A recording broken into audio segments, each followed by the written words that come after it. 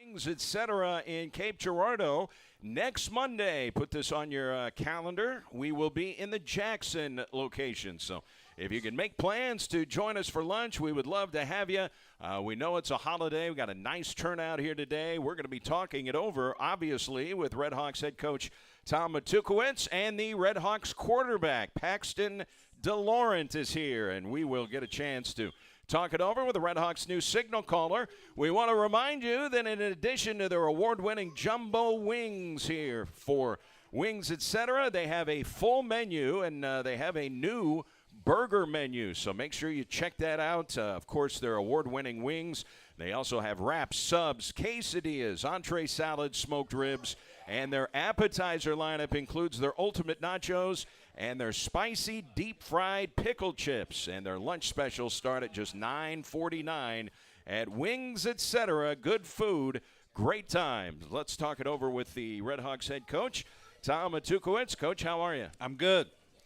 It was a long bus ride home and all that, but it's good that the guys had the day off a little bit from academics, and they can really just fine-tune taking care of their bodies with the day off from academics today. So it is a holiday for most, obviously not for us. We're here doing this show, but does anything change in terms of your work week when it's a holiday, or is it the same thing? No, it's the same thing. It's just a Monday. So in our progression of how we get ready for games, it's just a Monday and everything's normal. But normally we would watch the film, like 6 to 7:30 in the morning on a Monday and let them sleep in until 8 today because we don't have the class conflicts. And so we were able to knock out and put Iowa State to bed and now, turn our sights on to across the river. All right, we'll get this out of the way right at the top. How healthy did you get out of that game? You're worried about injuries always, but when you play a money game, you really worry about injuries. And sure. I know a couple of guys got nicked up. Yeah, so we definitely got some injuries on the defensive side of the ball. They seemed like they were all on that side. We were going in the game without a couple guys also. So Morrissey was out, who's played a lot of football for us, and then Malone was out also. Starting cornerback. Yeah, and so then we lost 5 during the game, and so that's quite a few. It's too early to tell if you get them back. One of the concerns you have as a coach is even if you get them back, if they aren't able to practice, then you lose that preparation. And then is it even fair to the kid, where he hadn't been able to, practice what SIU does and all that stuff, and then you put them out there and it's hard to execute. So we got to manage that, but certainly as a program, we don't make excuses. Like, it doesn't matter. We've recruited well. We got multiple good players, and every game's different. And at the end of the day, we find a way to win. Does it look like any of the injuries are long-term injuries? I don't think so. I don't think there's going to be any surgeries. And so it's just, is it 2 games? Is it 1 game type at this point? So Iowa State, you were certainly able to watch film. Now they've got a new quarterback. Their starting running back. He's played a couple of years, but he was not the starting running back. So you didn't really know how everything was going to shake out in terms of their quarterback, Hunter Deckers, and he was really good. Yeah, I think the biggest deal was they had those 2 NFL draft picks at tight ends that left, and so who were they going to become and all those type of things. And just their skill did a great job, and the quarterback was able to get the ball to the guys that they needed to get the ball to. They have an outstanding wide receiver who's an NFL type draft pick, and then we got their running backs who were really good. So I think that's a good football team, and certainly we have no shame in losing a ball game to them. But at the same time, I do think we could have played better in some of the aspects of the game. Xavier Hutchinson is their star wide receiver. He's the best receiver in the Big 12. He led the Big 12 in receptions last year. 2-time first team All Big 12. He looks like an NFL receiver to me. Yeah, and it's not that's not the question. What round's he going is what the question is. And of course I know their staff, and they talk about what type of worker he is. And so not only is he super talented, he's bought into the process of how to be great. And so he's one of their hardest workers. So I bet we hear a lot about him in the future in the NFL. He had 3 touchdown receptions, 2 33-yard receptions. One of them came on a short crossing route. They ran that play a couple of times, and he was just 5 yards downfield, crossing route, and then it's for him after the catch and to see what he can do by himself. When you see a play like that, are there ever times where you watch a play where the other team runs it and has success and you think, hey, maybe we put that into our playbook? Does that ever happen? I mean, sure. I mean, you always think about like that. But if you're sitting around doing a spinner about what you should run, right, you should not be a football coach, right? You should watch the game like everybody else and give opinions. You know, ultimately it's not just, hey, that looks cool. There's just a billion little things that go into deciding what your identity is and what kind of plays you're going to run. It was interesting the way you started the game. You did not get Geno Hess involved early. You let Paxton Delorent really run the show, a lot of passing early on, and you had success. You took the ball right down and put it in the red zone. Yeah, no, exactly. And we knew it was going to be tough, and people don't understand how good Iowa State's defense is. I mean, traditionally, they are top 10 in the country. Like, this is a really, really good defense. Even though we feel good about our O-line and all those type of things, and of course Geno, but we knew our best chance was to try to loosen them up and throw the ball a little bit. But also it goes back to the mission is to win a conference championship, all right? And we won't win a conference championship if we can't throw it. And so that's why we're trying to get good at throwing the ball. And if we could throw it against Iowa State, we should be able to throw it against the other teams that we're playing. And so that was just great to see, threw it that much and not a lot of bad things happened. We never got behind the chains, took sacks, turnovers, all those things. When you start throwing the ball around like that could happen. Never really did. So super pleased. We huddled a little bit too, which is not our normal tempo. We just try to shorten the game a little bit. And with Paxton Delorent, it's great that you've got a mobile quarterback, and yeah. I don't think people understand how mobile he is. Man, he extended some plays with his legs, but no sacks allowed in the football game. What does that say about your offensive line? I know he's mobile and he's elusive, but what's that say about your offensive line against one of the best defenses in the country? Yeah, so far they are who we thought they were. We thought we'd have a really good O-line that would give time, and they worked so hard.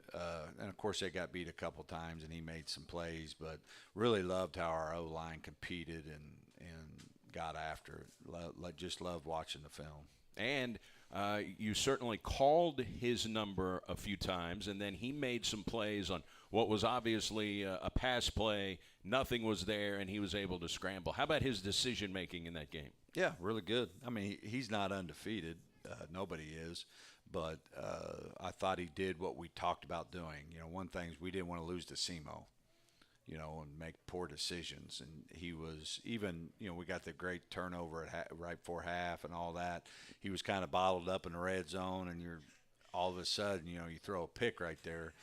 It's a bad deal. He obviously threw it to where only our guy could make a play on it or nobody, and we're able to kick a field goal. So multiple situations showed up that you could tell this isn't his first college game. He played a whole season in college football, and he's got a great processor and able to make those good decisions.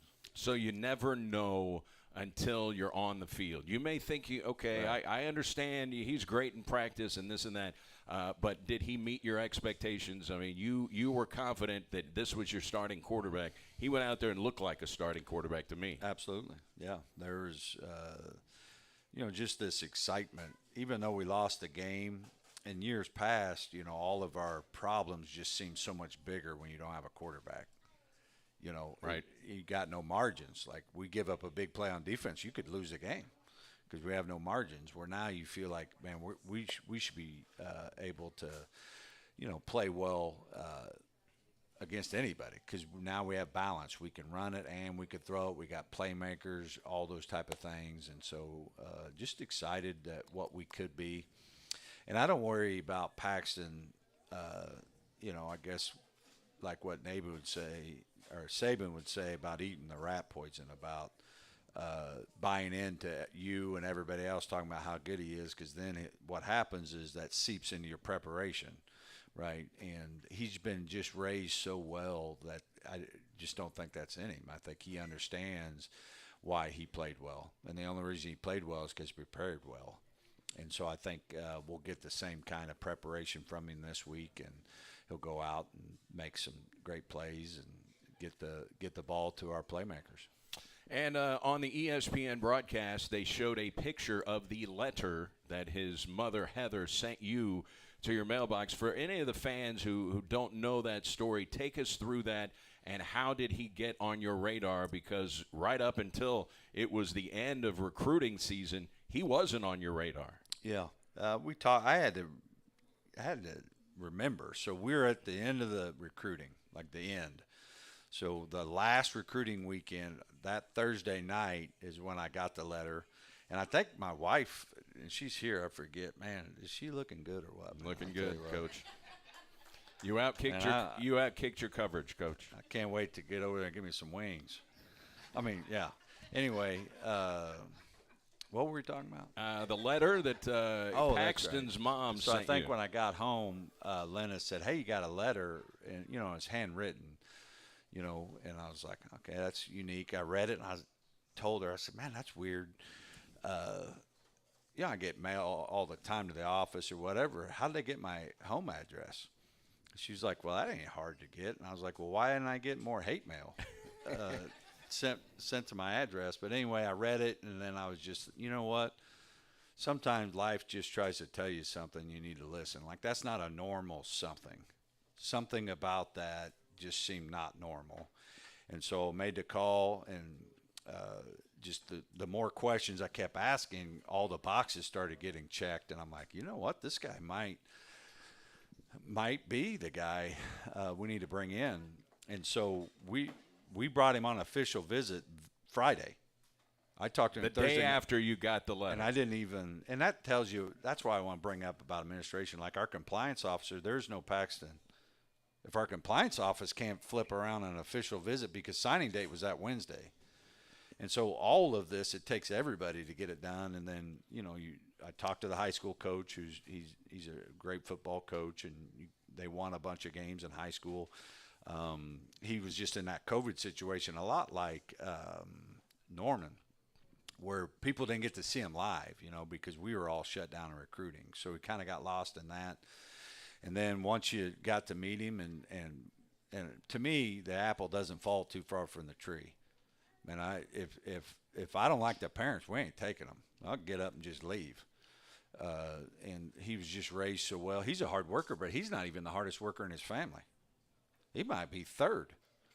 I mean, his dad's a stone-cold maniac and just a rock-solid human being. Obviously, Heather's the rock of that with, the family and all that. And she's a Christian woman, and they're a Christian family that just the values and the morals, and it all translate, all the things they talk about the family makes him a better quarterback too. So just one of those stories, we spend all this money and all this telling these recruits how good they are, and then you get a guy you spend about $500 on, is now all of a sudden in a Big 12 game. And I talked to their coaches, and they all brought up just how happy they were for Paxton and us that he performed that well.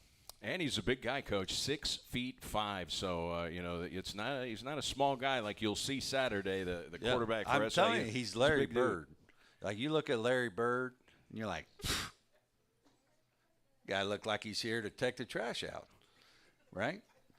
Same thing. Like, you look at him, you're like, and he's like the best basketball player. I mean, he's really athletic for a big guy, because big people have a harder time changing it. And and he never got hit really, really hard. That's a skill set too, because when you're big, sometimes you're like a giant piñata out there for people to start whacking on you, right? And he's able to kind of last minute process and stay away from those big giant hits that we don't want him to take.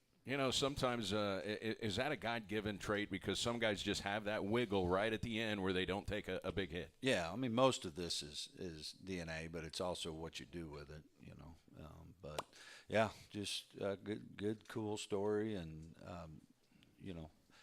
just excited to see where we can take it. So after you read the letter, do you immediately go to your computer and start looking for film on him? Yeah. Obviously, I pulled up I had a conversation first, because that's the first thing. If this guy's terrible on the phone, I'd just hang up and never talk about it again. But that checked out. Then I watched the film. Then I called Mcdowell. Then we called the high school coach, and then it was 8:30. I was like, "Hey, what are you doing this weekend? Come over." And he may remember the story better than me, but I don't know. We probably talked about it too much, but things just have a way to work themselves out if you just listen and pay attention. And it looks like he's got a pretty good early relationship with Johnny King and Demoria Vick. They combined to catch 20 passes in the game. King, he had 9 or 6 receptions in the game for 46 yards. And then Demoria Vick, who it was a pretty good ball that Delorent threw in the end zone, and Vick it went between his hands, but he got another opportunity, and he caught your touchdown. Yeah. I think that's what, and I think he'd tell you too, is he walked into a great situation. O-line's back, tight ends are good, and we got good receivers. Like, some good quarterbacks aren't working with much or running for their life, right? And so he walked into a good situation in our receiver core. They seem to already have chemistry, and he's a good team guy too. He walked in January and was named captain, which is hard to do in our program. Like, we do a great job with it, and for him to be voted like he did before Iowa State. There was no Iowa State when all these voting happened. Tells you the kind of person he is, and that he is a genuine teammate. One of the things in that letter that I really like to see that Heather wrote is, even if he's not the starter, he'll be a great teammate. Like, just putting that in there, because the last thing I want is some guy, if he doesn't get the job, is now all of a sudden, look like somebody, took his dog or something, and pouty and all that type of stuff. And I'm telling you, he would be just as happy for CJ and us if it was CJ. And I think CJ's just as happy as we are for Paxton. So that does help, and I'm very appreciative of the kind of teammates both those guys are. How about Demoria Vick, Coach? He had a really nice game, caught the touchdown pass. Tell us a little bit more about Vick. We talked a little bit about him last week, but now we got to see him in action. Yeah. He's a playmaker. He is a playmaker. He's a big receiver, got great reception, strength at reception point. Just did a really nice job. I think you hit it on the head, as he had to respond. One thing you didn't see, man, he got smoked early in the game. I mean, bad smoked. Then he dropped the ball, but it never looked different. He never let any of that adversity affect his game, and you could tell he's a veteran. You're going to drop some, but it's about how you respond and those type of things, and it just allows you to have more balance, because obviously if you only got one receiver, then you really don't have anybody, because everybody's good enough to take him away, so you got to be able to spread the ball around and all that. Boy, the catch that Ryan Flournoy, now he only had 3 receptions in the football game. He was targeted a few more times than that, but the ball that Paxton threw, there were 2 Big 12 corners, and they were you got a safety and a corner, but it's 2 players on Flournoy, and he just flat out went up and out jumped 2 guys and came down with a 41-yard reception. Talk about that play. It was the same thing as Paxton. Like, he's been doing that. So you're like, well, can he do it now? Now that we're in a game and all those type of things, and he is who we thought he was. He's great at reception point and all those type of things, and we got to make sure we try to keep him involved in the game somehow, some way, because I do think he's that talented. So with Flournoy, just like with Delorent, also named a captain before he'd ever taken a snap in the Red Hawks football program. Yeah. Again, that's when your best players are some of your hardest workers and voted team captains. That makes my job as a head football coach really easy. And let's talk about leadership a little bit. I didn't really say anything at halftime or at the end of the game. By the time I got there, my leaders were already saying it, and I didn't need to say it again. And that just made me feel great that our leaders understand where we're at, what we need to do and was leading. That's what leading is it's a contact sport. Like, it's not, you got to be vocal and you got to bring somebody along with you. And really happy with our leadership and how we responded. Get down 21-0, but we didn't fold, got it back to 10-21, and just things like that tells you that we are good at our culture and our decision making and how we respond to life and things like that, which is good to see. Fans don't get an opportunity to see what happens in the locker room or see what happens on the practice field most of the time. Just explain how important it is. Obviously, you're the leader of the program, but how important it is for you to have vocal leaders that are players on the football team. I mean, it's everything. Like, if the sole leadership is coming from the boss, you have no leadership because they're not around. I mean, there's times not around, and then people act different when they're around, right? And so the message has got to be from the players, and they have like, I meet with them at 3:30 today, the captains, and they have just as much say as any assistant. Like, if they feel strongly about certain things, they can change or adjust anything that we're doing, and that's really going to mean something here when we hit conference play. Like, I'm telling you, that's going to be a difference for us. So Geno Hess was used sparingly. He only carried the ball 6 times in the football game. It certainly looked like the defense was really keying on Geno Hess. I mean, if you're playing SEMO, the first person you're thinking about is your All-American running back. And I talked to their coaches, and that was the number one goal. Don't lose the game to Geno. And that's why he has to understand, and that's why we got to understand that. Like, there's going to be games where they're good enough to do that. But then we got to be able to make plays the other way. He caught the long pass, and so that's also when they are keying in on the run, you got to be able to get him maybe out in the flat or something like that to catch the ball. He had a nice reception, and he had the one where he didn't get his eyes back, but certainly look to him be a threat in the passing game also. Boy, I know you like Rutgers' hands out of the backfield. How would you describe your opinion of Geno Hess as a ball receiver? Improved, which is all you can I remember do. when he was a freshman, it didn't look that good. Yeah, it looked like he was trying to catch a baby out there. But we challenged him too, and that's the thing. That's no different. You talk about any great player that's ever, Christian Wilkerson, he had his things too. Everybody's got something, right? And what are you going to do with that? You may not be a great one, but you can be a good one. Reception point, you just got to put the work in, and he caught a ton of balls all summer long. Boy, and what an added dimension if you can use Geno Hess in the passing game, because when he's in space, man, he is tough to bring down. Yeah, for sure. One thing, I know we'll probably get Paxton up here a little bit. I think my main concern is really special teams. Going into the season, we felt good about some of our specialists, but we didn't know who our kicker was, right? And it's been kind of a wild ride all fall camp. DC Pippin comes in, he hits the grass, gets the first one blocked, but then came back, and I mean, just like Vic, I mean, he didn't let that one moment define him, and he responded. And I'm telling you, I feel as good about him as I have for a while, and so feel good about that. But right now, we're a special teams unit that's just trying not to mess it up, not lose the game, and we got to be the special teams unit that can go win us a game like we have in the past. And that's really our return game. We got to get our return game going, both punt return and kickoff return.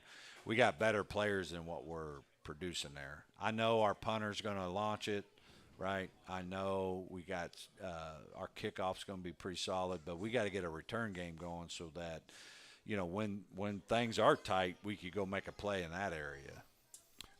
And speaking of your punter, Zach Haynes, probably the best punter in the Ohio Valley Conference. Preseason All OVC. I think he is 4th all time in punt average. And SEMO's had some All-American punters over the years, but boy, he can be a game changer. He's got such a knack for kicking balls out inside the 20-yard line. He did it 24 times last year, and he did it several times on Saturday. Yeah, did a great job, and we can move the pocket with him.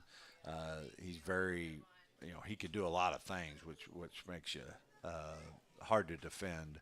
And so I thought he had a good day. I thought our punt team was average. We seemed a little frazzled. They were late subbing and kind of got us behind on the play clock and some stuff like that. So we got to clean it up. But I'm expecting a real big jump in our special teams from week 1 to week 2. I better see some really good improvement because it's there. The opportunity's there. The players are there. The scheme are there. We got to put it all together. The one guy that never gets talked about on special teams is the long snapper, and it's Jensen Walker. And you've had some good long snappers during your 9 seasons here at SEMO. And absolutely. Walker, tell us about Walker. Yeah, he's a guy that in high school knew he wanted to be a long snapper in college and would go to a snapping coach. All right, well, that snapping coach is up in Chicago, and he played snapper for me. And he runs a Nolan snapping is the thing. And so the last 2 long snappers all come from him. And it's kind of crazy how it works. So I call him, and the next one's probably going to come from him. Hey, who you got in the program and all that. So it's a win-win. But there's a great amount of trust because I know who Nolan was as a player and as a coach, and he does a great job coaching those guys.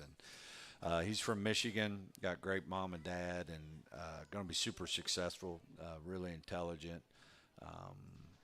Just a pleasure to have on our team. So the place kicking duties, you mentioned D.C. Pippin, Jorge Figueroa, I know is in the mix as well. And Logan Bruns, kid from Jackson that recruited everybody, kind of wants to keep track of the local guys. How about your kickers? Yeah, I mean, there's a lot of guys there that have some good talent. Bruns is that. He's a really talented kid. But Division I is not about talent; it's about skill. Everybody's talented, or you're not even in the room, right? And so now it's just building skill. It's like a golf swing, man. You got to do it 1 billion times before you can build the kind of skill it takes. But I'm excited about him. He's a great teammate. Super happy that he's on our football team, and I think eventually he's going to have a lot of success in our program. Yeah, I saw all of his games at Jackson, and he just didn't get a chance to kick many actual field goals. I mean, he kicked a million extra points, but their coach, Brent Eckley, he doesn't like field goals. They go for it on 4th down, so he probably didn't get the opportunities, at least with legitimate field goals. I think he only kicked a couple in his high school career that maybe some other guys. Yeah, no doubt. And, it just takes time to develop that craft, and they're kicking off a tee, and it's different, and you got to adjust. But, he's got the work ethic. His parents are amazing, and they have done such a great job with them that he'll crush it because he'll work until he gets it done. Now, in high school, he was an automatic touchback, Logan Bruns, in terms of kicking off. You're 5 yards deeper in college. Does he have that kind of leg where he's going to put it out of the back of the end zone? He's got the talent, the leg talent for sure. The thing you can't have in college is you can't have all of a sudden left and right. You can't hook it or slice it. Right. So that's the thing that happens is just not consistent. So if you're not consistent, you're not ready to play yet. You need to be 99 out of 100. So what did you see on the kick? It looked like somebody got a piece of it on the field goal attempt. Kick. Okay, it was a low kick. So he stubbed his toe, hit more of the middle of the ball instead of underneath the ball, and so protection, it was solid. It was all a low ball. And he got 2 more opportunities, not only to kick a field goal, but also to kick an extra point. Right. And really, it's not even about that he made it. It's about how he went through adversity. Because I was watching him. Like, once you miss it, now I'm wanting to know who you are. you know, and are you going to freak out and throw your helmet? Are you going to have a pity party? Or, you know, what is it? And, I mean, the guy was just the same as he was before he went out there, and that's when I knew he's going to be just fine.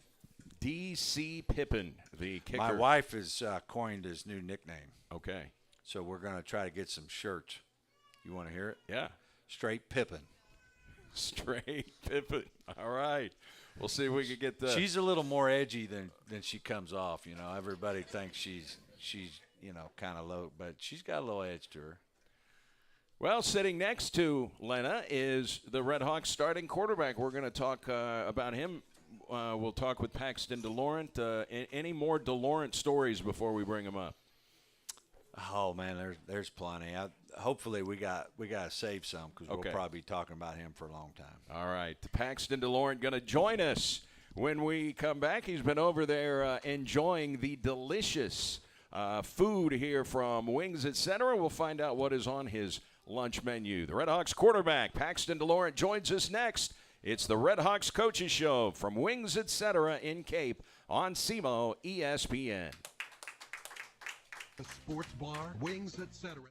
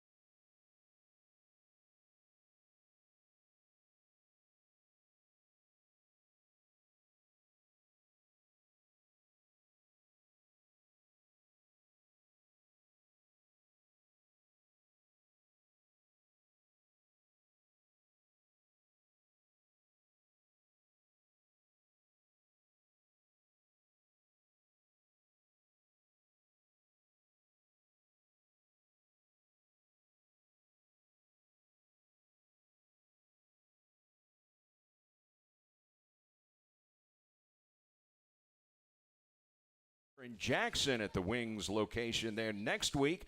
So please make plans to join us. And if you're coming for lunch, a reminder, their daily lunch specials start at just $9.49. And did you know that there are over 70 items on the menu that are not wings? especially their brand new burger lineup. They have wraps, salads, and other favorites, and you can now order online if you'd like to do that, or you can actually get Wings Etc. delivered to wherever you are by using DoorDash. And it's very easy. You download the DoorDash app on your smartphone. You set up an account. It'll take you just a few minutes, and then you can order right through your DoorDash app and have Wings Etc. delivered right where you are. They're open 7 days a week and late on the weekends because sometimes the games run late. Now coming up at 3:15. If you're here at Wings, you can watch Cardinal baseball. Jack Flaherty makes his return to the mound. Albert Pujols hit his 695th home run. Pujols likely to be in there against Anibal Sanchez, who is a veteran soft tosser. That's the kind of right-hander that Albert Pujols can have some success against. But you can watch Cardinal baseball right here at Wings Etc. They'll take on the Washington Nationals today at 3:15. We're going to talk it over now with the Red Hawks quarterback, Paxton Delorent. And make sure that I pronounce your name correctly. I had it wrong before, Delorent. How many different ways do you hear your name pronounced? Probably about 4 or 5, but I'm really appreciative that you got it right now. All right. Well, I found out a long time ago we had a tight end from New Zealand.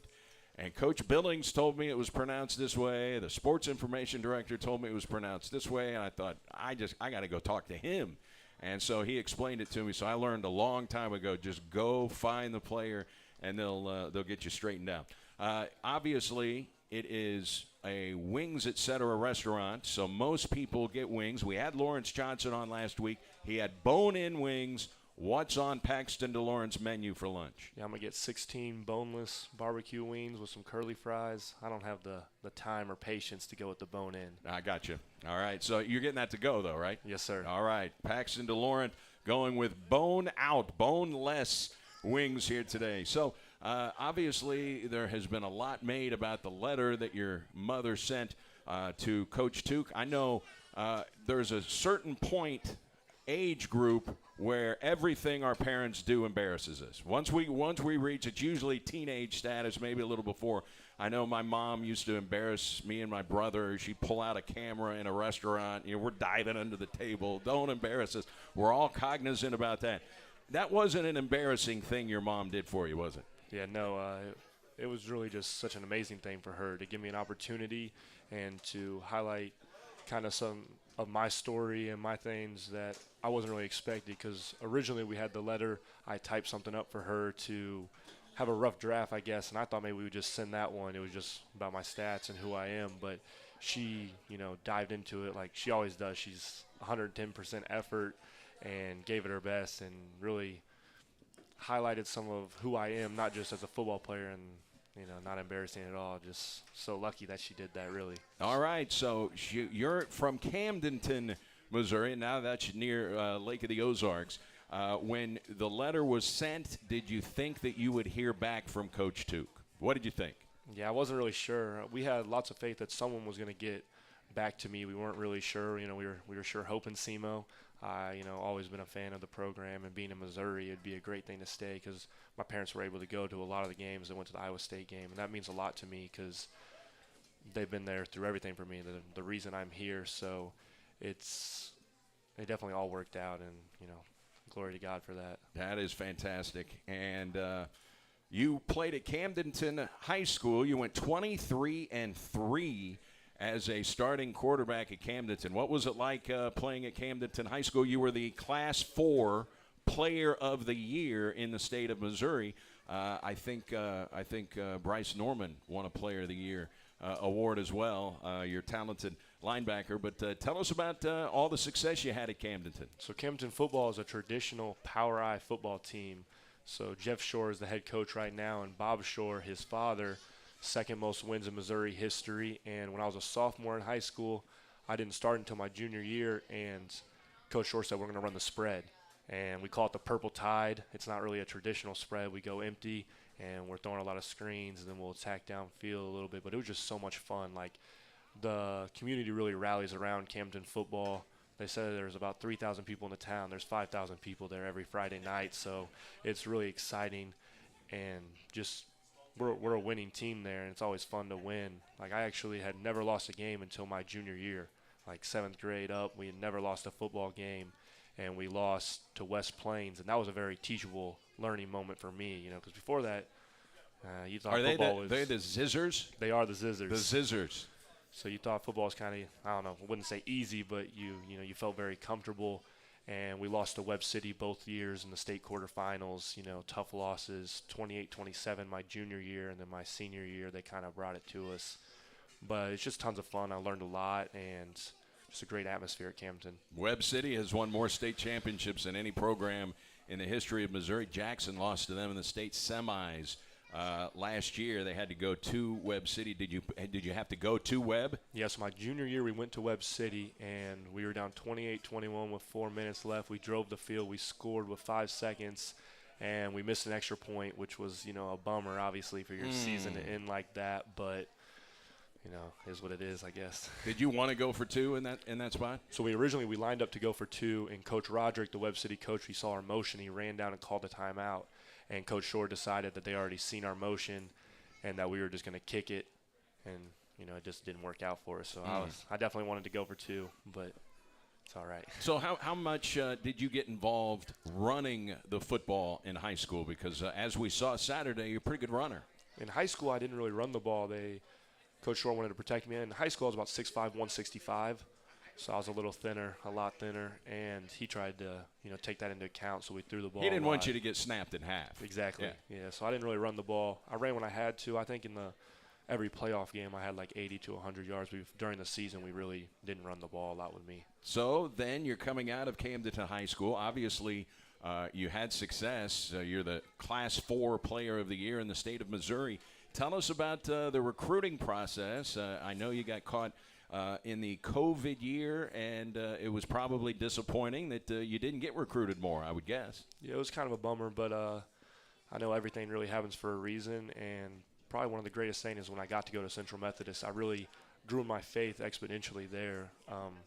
Before that, I've always been raised in a Christian household, but there's a certain point where you have to make that decision and grow in your own faith and as a person, and Central Methodist allowed me to do that. I became just a way better friend, teammate, leader, person, and I wouldn't change that for the world. It was, disappointing at first because, everyone wants to play at a higher level, but I really, took that and learned so much from it, and then was, eventually given the opportunity to come here, and everything worked out, so it was great. So the position that you play quarterback,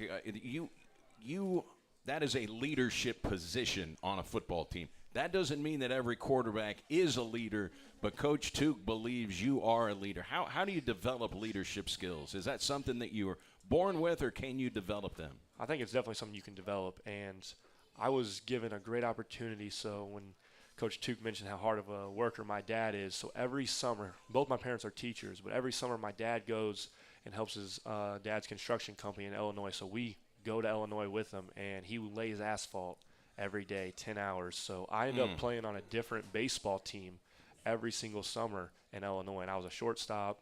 I would come in, they would train throughout the year, and I would get inserted, whatever, right after, May, whatever, when school got out, and I would go right there, and that really helped me develop to how to become a leader, because you can't come in before you have earned people's respect and just start talking. You really have to go in there, listen to people. I think that's a huge thing about leadership, is listening to understand, not just listening to respond. You have to understand all the people on your team, where they come from, and the certain talents and beliefs and abilities they have. And I think that really helps you become a better leader if they see that you're willing to listen to them and let them lead you at the beginning, and lead when you have to, not all the time.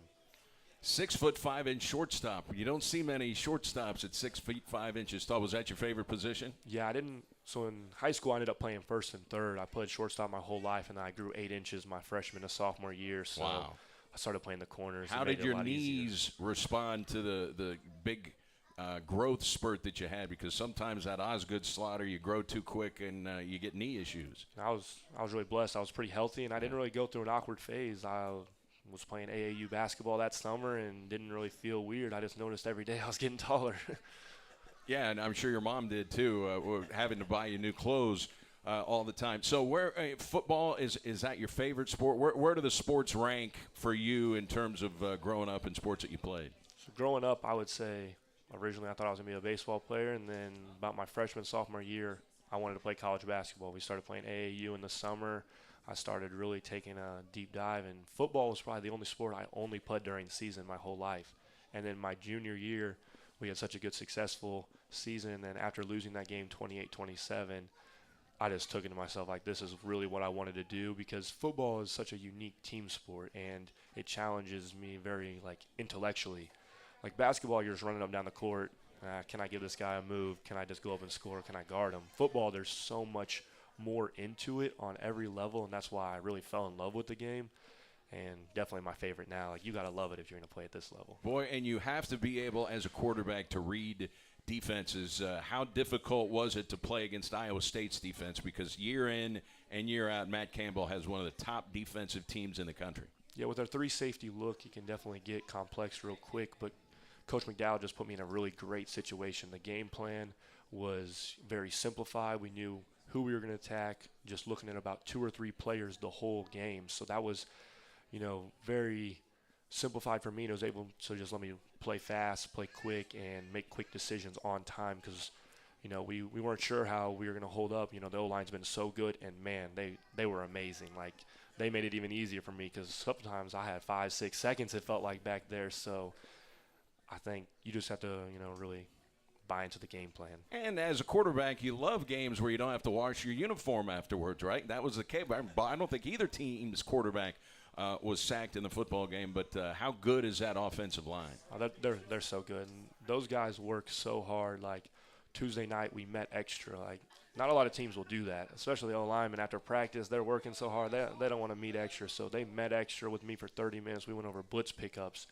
I mean, during the game, when they walked those 6 up on 3rd down, Gig was turning around looking at me like, hey, check this, before probably I even was checking. I'm still motion people, looking at other things. So for them to be such a highly intelligent group, it just makes them even better in the work that they'll put in during the play. Sometimes when I'm back there doing who knows what, scrambling around, that only works if they work hard.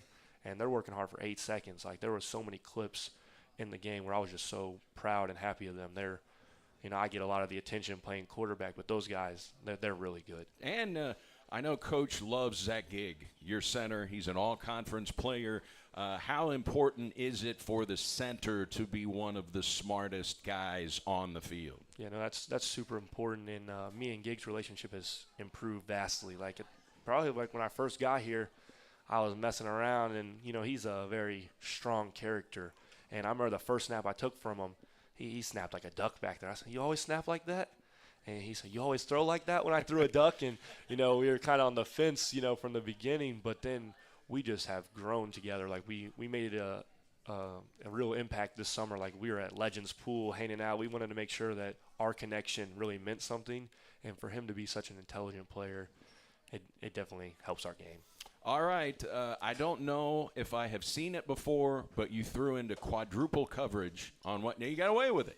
But I don't think I've ever seen 4 defenders around one receiver. You got away with it. What was the scheme there? It looked like they got a lot of help from the safeties in that particular scheme. So on that play, we had 8 in protection. We ran a triple move, and we really thought that we were going to get them on it all week. We had talked about it. And I took an extra hitch. Like, I think if I deliver the ball on time after we faked a jet, we faked 2 handoffs, I think if I throw it straight out of the up post, right off the break, I think it's a good play. But that was on me. I held on to it a little long, and that's what happens when you hold on to it. 4 guys are around. And Ryan, I think he somehow tipped the ball. Like, the catch he made, I think he knocked it down. He's an incredible athlete. Yeah, and we're talking about Ryan Flournoy. Talk about that play that he made, out-jumping 2 defenders to make a 41-yard catch. I mean, a lot like Coach Tuke said, he does it all the time. I remember I tried to throw a ball away in practice the other day. He went over 2 people, did a 360 spin, and got a foot in. Like, it was probably the craziest catch I've seen. And then for him to do it on the Big 12, the big stage, big athletes, it just shows – the type of player he is, and, I'm just so proud of him. All right, this is a big game coming up on Saturday, War for the Wheel. I'm sure Coach Tuke had a lot of coaching success with Jerry Kill over in Carbondale, so I know it means a little extra to Coach Tuke, this War for the Wheel with the Salukis. What's the game plan coming up on Saturday. This is a defense that's going to be breathing fire. They just gave up 64 points to Incarnate Word, so they're going to be determined in their first home game. I mean, as of right now, it's Monday, so we're still diving into the game plan, so I don't have a lot of information on that, but it comes down to just taking care of the little things for our program. You know, we got to be detail-oriented. We can't beat ourselves, and once we get more into it, I'm sure we'll have a good feel for what we're going to do, but as of right now, we just got to take care of our business and don't beat SEMO. There aren't many people that are still around that saw Jeremy McDowell play quarterback. I did. Do you get some old war stories from Jeremy McDowell because he was a quarterback? Coach McDowell doesn't really try to highlight his playing days. You know, he's not one of those guys. He set freshman records at SEMO his first year before he got hurt. That's awesome. Like, I didn't really know like how his playing career. We never really talked about that. You know, he's pretty straight to business, and you know when we need to talk to him about something, he's there to listen. But he doesn't really highlight his playing days. So I didn't really know any of that. So he doesn't go with the old war stories. How comfortable is it to have maybe one of the very best running backs in all of FCS football back there, Geno Hess? Yeah, that's something I need to really get used to. There was a couple decisions in the red zone where I'm disappointed with myself that I probably should have just handed it that opening series 4th and 1.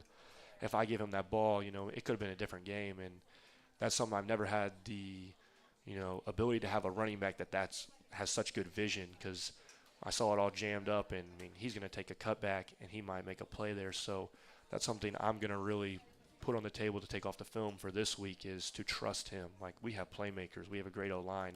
I don't need to do it all. I don't need to pull the ball that much. So it's going to be really good this week, and I'm excited to see and let him work. And he's had some big games against the Salukis in his career. All right, are you on social media? Can we follow you somewhere on social media? Yeah, I got a PAC-10, PAC-10 on about Instagram, Twitter, every social media. There might be an underscore, but I'm pretty sure you just put PAC-10, you'll find it. All right, because you wear number 10, for those who don't know. Paxton, pleasure to speak with you. Thank you so much. Congrats on, getting your first game under your belt.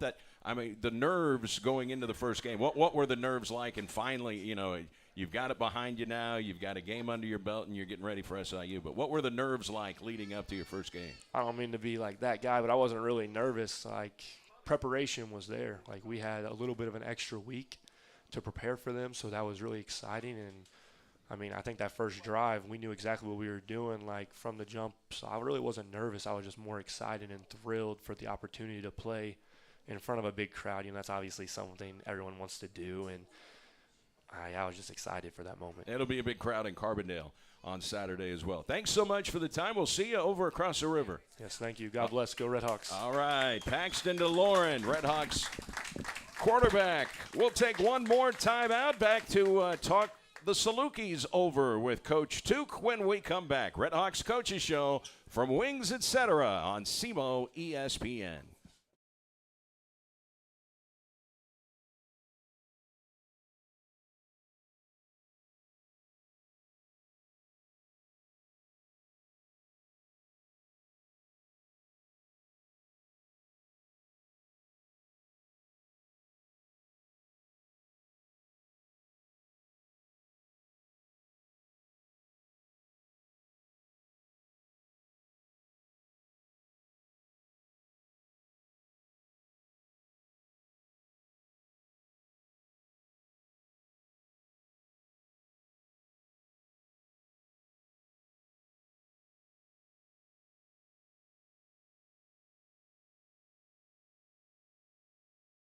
Coming up next Monday after the Red Hawks and the Salukis go at it Saturday. That's a 6 o'clock kickoff, by the way, from Saluki Stadium in Carbondale. Coach Tom Matukowicz joins us. Sometimes you've got athletes, Coach, as a coach, and you're always wondering, man, when is this guy going to figure it out? You don't have to worry about that with your quarterback. That guy has it figured out, doesn't he? Yeah, you can tell that it didn't take long having him on the phone that you were just like, this guy is not normal, right? And that from his height to everything, he's really gifted and was raised well. It's pretty exciting to have him on the team. I do feel like I got to clean something up. Okay. Because I botched something. Yes, you did. Yeah. You spoke and you said something definitive that I have a problem with. Okay. So you said, I love Zach Gigg. Okay, we have a complicated relationship. Okay. Okay, so we have a love-hate relationship. So sometimes we love each other and sometimes we hate each other. And so I just want to make sure that that is out there. You partially love Zach Gigg. How's that? Yes. So at times, and at times, not so much. All right, we got this from Jeff Hansa, SIU. The polls just came out, so they went from number 9 to number 17 this week. And Incarnate Word, who was ranked 14th, moved up to number 8 after they scored 64 points against the Salukis. It was 64-29. It was 22-0 after one quarter, so the Salukis were playing catch-up all afternoon at Incarnate Word, which is down in San Antonio, Texas. Have you had a chance to look at any game film from that one, Yep. or just the final score? No, we watched it on the bus ride home. Okay. You know, that was nice, and then we watched it on the video. It was kind of a crazy game. You know, they had an hour and a half lightning delay, and then a 25-minute, their lights went off. And so they had a 25-minute delay in the middle of the game also.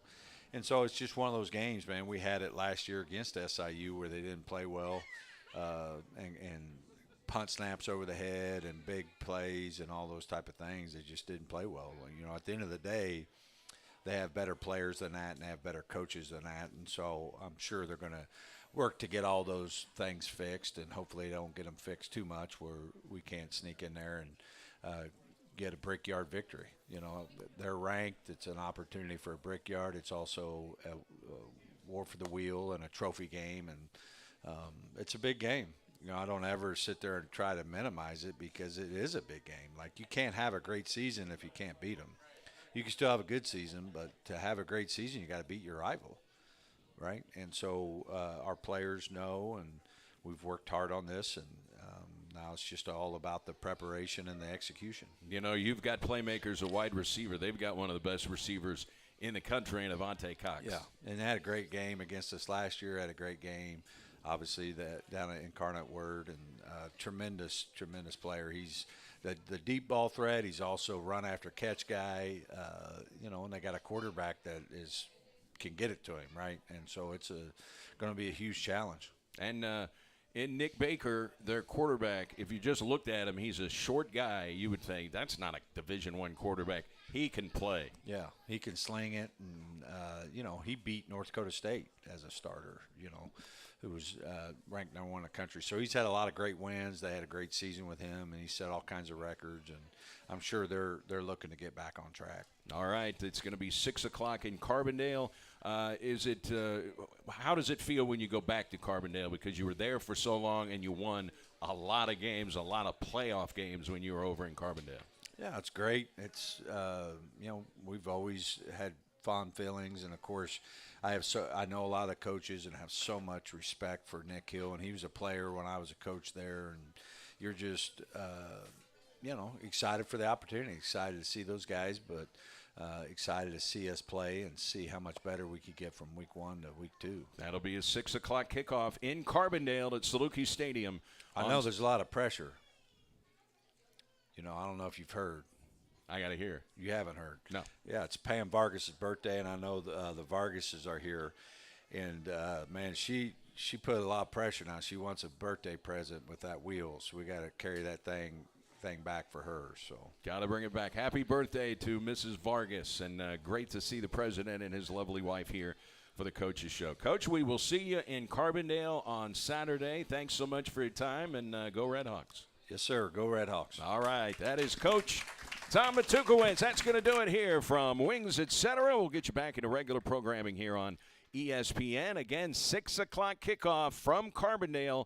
We'll talk to you then. Enjoy the rest of your Labor Day, everybody. So long from Wings, Etc.